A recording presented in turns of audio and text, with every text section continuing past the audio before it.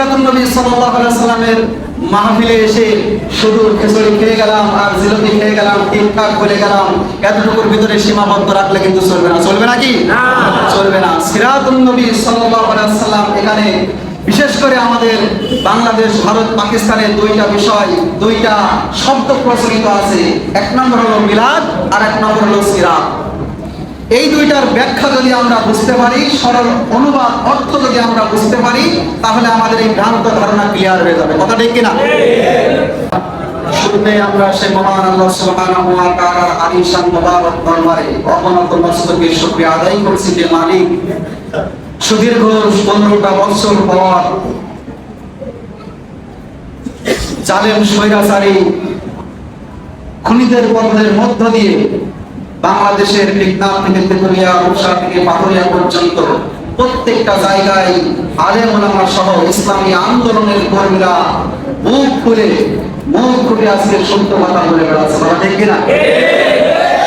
দীর্ঘ 17টা বছর পরে যে সময়, যে সুযোগ আল্লাহ সুবহানাহু ওয়া তাআলা আমাদেরকে করে দিলেন, কোরআনের হক কথা বলার যে সময় সুযোগ আল্লাহ রাব্বুল আলামিন করে দিলেন, সে মাবুদের দরবারে আমরা অবনত মস্তকে শুকরিয়া জ্ঞাপন করে পড়ছি আলহামদুলিল্লাহ। দুরূদ ও সালাম পাঠ করছি বিশ্ব মানবতার মুক্তির দিশারি সাইয়্যিদুল মুরসালিন খাতামুন নবিয়্যিন আশরাফুল আম্বিয়া, যিনি এই মাসে 12 রবিউল আউয়াল তারিখে, এই রবিউল আউয়াল মাসের 12 রবিউল আউয়াল তারিখে সোমবার দিবাগত রাতে এই পৃথিবীর বুকে ভূমিষ্ঠ হয়েছিলেন, যাকে কেন্দ্র করে আজকের এই সিরাতুন নবী সাল্লাল্লাহু আলাইহি ওয়াসাল্লামের মাহফিল। কথা ঠিক কিনা? তো মিলাদ আমাদের দেশে একটি প্রচলিত শব্দ। মিলাদ শব্দের আবিধানিক অর্থ হলো জন্ম। মিলাদ শব্দের আবিধানিক অর্থ কি? জন্ম। আর একটা বিষয় আছে, সেটা হলো সিরাত। সিরাত শব্দের আবিধানিক অর্থ হলো জীবনী। সিরাত শব্দের আবিধানিক অর্থ কি? জীবনী। তাহলে মিলাদ এবং সিরাতের ভিতরে পার্থক্য আছে না নাই?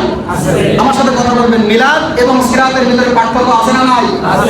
আমরা এখানে মিলাদ পালন করতে আসি নাই, আমরা পালন করতে এসেছি, আমরা অনুসরণ করব, আমরা শিখতে এসেছি রাসূলের জীবনী, রাসূলের সিরাত। কথা ঠিক কিনা? রাসূলের সিরাতের ভিতরে আছে একেবারে মানব জীবনের প্রত্যেকটা স্টেপ বাই স্টেপ, প্রত্যেকটা বিষয়ের সমাধান রাসূলের সিরাতের ভিতরে আল্লাহ রাসূল সাল্লাল্লাহু আলাইহি ওয়াসাল্লাম আমাদের জন্য রেখে গেছেন। সুবহানাল্লাহ বলবেন না? কারণ রাসূল সাল্লাল্লাহু আলাইহি ওয়াসাল্লাম হাদিসের ভিতরে বলেছেন, আমি ওফাতের পরে আমি কোনো সোনা দানা, আমি কোনো জায়গা জমি রেখে যাই নাই, আমি ওফাতের পরে দুইটা জিনিস রেখে গেলাম, একটা হলো আল্লাহর কোরআন আর একটা হলো নবীজির সুন্নাহ। যদি কেউ এই দুইটা জিনিস আঁকড়ে ধরে, তাহলে কিয়ামত পর্যন্ত সে কখনো বিভ্রান্ত হবে না। আমাদের উচিত আমরা সেই লক্ষ্য, সেই উদ্দেশ্যকে সামনে রেখেই রাসূলের সিরাত সম্পর্কে এখানে আলোচনা শুনতে এসেছি, নাকি? সম্মানিত উপস্থিতি, আমার সংক্ষিপ্ত আকারে বলতে চাই এই যে রাসূলের মিলাদ মেনে কিন্তু জাহান্নামে গেছে এরকম নজির ইতিহাসে কিন্তু অহরহ আছে, কিন্তু রাসূলের সিরাত মেনে জাহান্নামে গেছে ইতিহাসে এরকম নজির নাই। কথা বুঝতে পেরেছেন? যদি একটু ক্লিয়ার করি, এই যে রাসূল সাল্লাল্লাহু আলাইহি ওয়াসাল্লামের এই কথাটা প্রায় জায়গায় বলে বেড়াচ্ছি এখন, রাসূল সাল্লাল্লাহু আলাইহি ওয়াসাল্লামের চাচা ছিলেন 4 জন। কয়জন? রাসূল সাল্লাল্লাহু আলাইহি ওয়াসাল্লামের চাচা ছিলেন কয়জন? 4 জন। এই 4 জনের ভিতরে 2 জন মিলাদ মেনে জাহান্নামে গেছে, আর 2 জন রাসূলের সিরাত মেনে জান্নাতে গেছে। সুবহানাল্লাহ। অতীব সংক্ষিপ্ত আকারে বলতে চাই এই যে রাসূল সাল্লাল্লাহু আলাইহি ওয়াসাল্লামের 2 জন চাচা, যেই 2 জন জাহান্নামে গেছে, তাদের ভিতরে একজন হলেন আবু লাহাব। নাম কি? নাম আমরা শুনেছি না? যার সম্পর্কে আল্লাহ রাব্বুল আলামিন সরাসরি কোরআনে কারিমে একটি সূরা নাযিল করেছেন। তো আবু লাহাবের, কেন আবু লাহাব জাহান্নামে গেল? রাসূল সাল্লাল্লাহু আলাইহি ওয়াসাল্লামের চাচা রাসূলের মিলাদে খুশি ছিলেন, রাসূলের সিরাতের উপর তার কোনো আমল ছিল না। রাসূলের মিলাদে কেমন খুশি ছিলেন? আবু লাহাব রাসূল সাল্লাল্লাহু আলাইহি ওয়াসাল্লাম যখন জন্মগ্রহণ করেন, ওই সময় মানুষ মহিলাদেরকে কোনো সম্মান, মর্যাদা, ইজ্জত দেওয়া হতো না। মহিলাদেরকে হাটে বাজারে কেনা বেচা করা হতো। তো আবু লাহাবের একজন দাসী ছিল।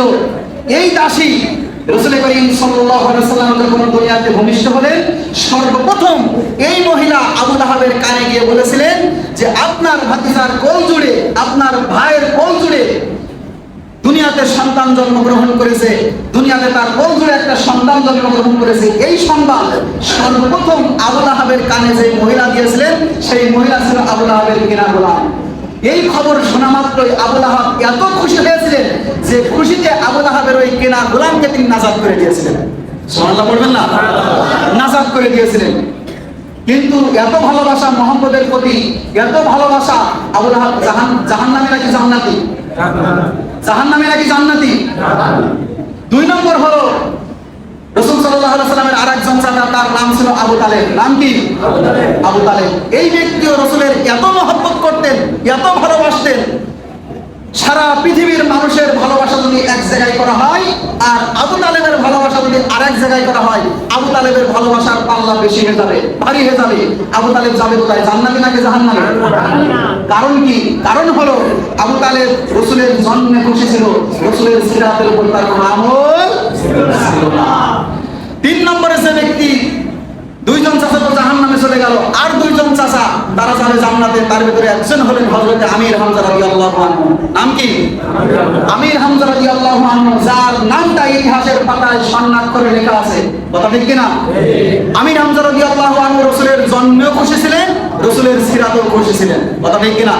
শুধু খুশিই ছিলেন না, রাসূলের সিরাতের উপরে আমল করতে গিয়ে উহুদের ময়দানে আমির হামজা রাদিয়াল্লাহু আনহু তার তরতাজা জীবনটা আল্লাহর জন্য, রাসূলের সিরাত পালন করার মধ্য দিয়ে তিনি আল্লাহর জন্য নিজের জীবনটা উৎসর্গ করে দিলেন। এই আমির হামজা রাদিয়াল্লাহু আনহু জান্নাতীদের সর্দার। কাদের সর্দার? জান্নাতীদের সর্দার। তার মানে বোঝা গেল আমির হামজার আমল শুধু রাসূলের মিলাদের উপরে ছিল না, আমির হামজার আমল রাসূলের সিরাতের উপরে থাকার কারণে আমির হামজা রাদিয়াল্লাহু আনহু জান্নাতীদের সর্দার উপাধি নিয়ে দুনিয়া থেকে বিদায় নিয়েছেন, শাহাদাত বরণ করেছেন জান্নাতি হিসেবে। সুবহানাল্লাহ বলবেন না? আরেকজন চাচা ছিলেন, তার নাম ছিল আব্দুল্লাহ ইবনে আব্বাস রাদিয়াল্লাহু আনহু। তিনিও রাসূলের চাচা। তিনি রাসূলের মিলাদেই শুধু খুশি ছিলেন না, রাসূলের জন্মেই শুধু খুশি ছিলেন না, রাসূলের সিরাতেও তার আমল ছিল, যার কারণে মরার পরে আব্দুল্লাহ ইবনে আব্বাস রাদিয়াল্লাহু আনহু জান্নাতে চলে গেছেন। কোথায় চলে গেছেন? জান্নাতে চলে গেছেন।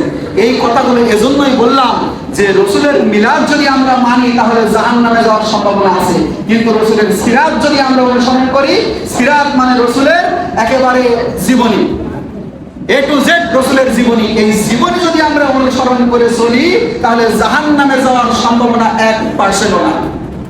এখন আমাদের সিদ্ধান্ত, আমাদের বিবেকের কাছে প্রশ্ন করি, আমরা রাসূলের মিলাদ মানবো নাকি রাসূলের সিরাত মানবো? সবাই বলেন, রাসূলের মিলাদ মানবো না রাসূলের সিরাত মানবো? রাসূলের মিলাদে আমরা খুশি, তাতে কোনো সন্দেহ নাই। রাসূলের জন্মে আমরা খুশি, তাতে কোনো সন্দেহ আছে? নাই। কিন্তু ঘটনা হলো রাসূলের মিলাদে আমরা খুশি আছি, কিন্তু রাসূলের সিরাতে এদেশের অনেক মানুষ খুশি নাই। কথা ঠিক কিনা?